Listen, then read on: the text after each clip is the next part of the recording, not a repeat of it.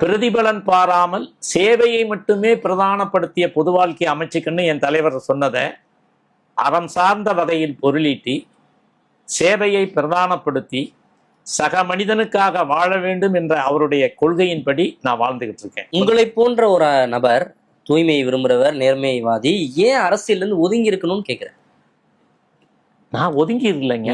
அதாவது அரசியலுங்க மேடை ஏறி பேசுறதும் அறிக்கை விடுறதும் என்னங்க நீங்க இல்ல ஒரு விஷயம் சொல்றேங்க.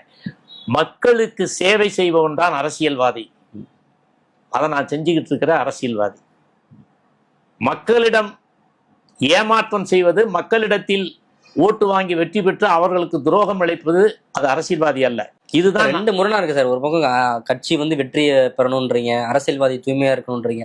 ஸோ இப்போ ரெண்டுமே பேரலா இருக்கு சார். அதுதான் ஏங்க, இது என்னுடைய கொள்கைங்க, என் தலைவன் கொள்கைங்க. அவரு இப்ப நான் ஒரே ஒரு விஷயம் கேட்கிறேன், நான் ஒன்று சொல்றேன், நீங்க புரிஞ்சுக்கங்க. இல்ல சார், இல்ல ஒரு விஷயம். நான் மேயரா இருந்தேன். இப்ப சமகாலம் தானே, இப்பதானே சமகாலம் தானே, நான் மேயரா இருந்தேன். இப்ப நான் எந்த சலுகையும் மாநகராட்சியில பெறாம வாழ்ந்தேன். இப்ப இது எதுக்கு? எம்ஜிஆர் ஆட்சி எப்படி நடந்ததுன்னா இப்படித்தான். ஏன்னா அவரு எந்த விதமான இதையும் வாங்கல. இப்ப நான் வாழ்ந்து காட்டினேன் அப்படின்னா அதை வழிகாட்டுறேன். எல்லாரும் அதை மாதிரி பின்பற்றணும்னு சொல்லிட்டு இதுதான் முடியும். அவ்வளவுதாங்க பண்ண முடியும்.